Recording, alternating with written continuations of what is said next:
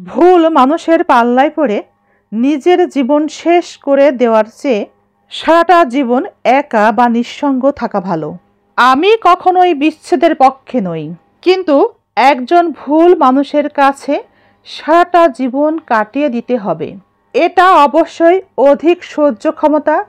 সুবিধাবাদীরা অন্যের কাছে ভালো সাজতে চায়, নিজের স্বার্থ উদ্ধারে সুবিধাবাদীরা অন্যের মাথায় হাত বুলায়, কিন্তু সময় একদিন ঠিকই সুবিধাবাদীদের মুখোশ খুলে দেয়।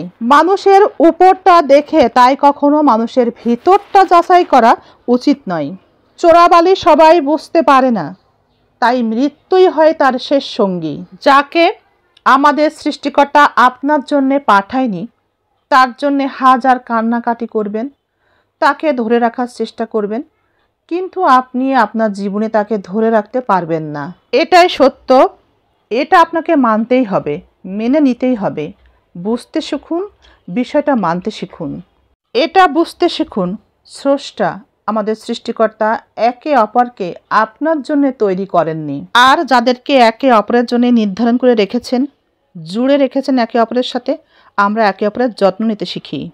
যে যত বেশি অলস সে তত বেশি গরিব, যে যত বেশি পরিশ্রমী সে তত বেশি সফল, যে যত বেশি লোভী সে তত বেশি পাপী, যে যত বেশি বিনয়ী সে তত বেশি সম্মানীয়, যে যত বেশি ধৈর্যশীল সে তত বেশি শক্তিশালী, যে যত বেশি সাহসী সে তত বেশি জয়ী, আর যে যত বেশি আয়কারী সে তত বেশি ব্যয়কারী। পৃথিবীতে সব থেকে কঠিন যদি কিছু থাকে, সেটা নিজেকে সান্ত্বনা দেওয়া সব থেকে কঠিন ব্যাপার। হতাশায় ভেঙে পড়েও যে আমি নিজেকে সান্ত্বনা দিতে পেরেছি, এটাই আল্লাহর কাছে হাজার হাজার শুকরিয়া। হতাশায় তো সবাই ভেঙে পড়ে, কজনই বা পারে নিজেকে সান্ত্বনা দিতে? তুমি খাঁচায় বন্দি করে রেখে পাখিকে পোষ মানানো যায়, কিন্তু মানুষকে আটকে রাখা যায় না। তাই প্রিয় মানুষটিকে খাঁচায় বন্দি করে রেখে লাভ নেই, তাকে মুক্ত করে দাও। দিন শেষে যদি সে ফিরে আসে তবে সে তোমার ছিল, ফিরে না আসলে তোমার ছিল না।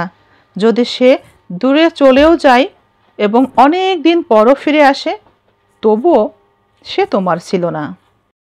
তাদের কাছ থেকেই সরে আসি যারা আমার বিনয়কে দুর্বলতা ভাবে, যারা আমাদেরকে ছোট করে কথা বলে, যাদের সাথে থাকলে আমাদের আত্মসম্মানে আঘাত লাগে, যারা আমাদের অনুপস্থিতিতে আমাদেরই বদনাম করে, যারা আমাদের উপস্থিতিতে বিরক্ত বোধ করে। আমাদের তাদের কাছ থেকেই দূরে সরে আসা উচিত যারা আমাদের বিনয়কে দুর্বলতা ভাবে। কিছু অপমান মনে রাখতে হয়, অপমান করা মানুষগুলোকে কখনোই ভুলতে নেই।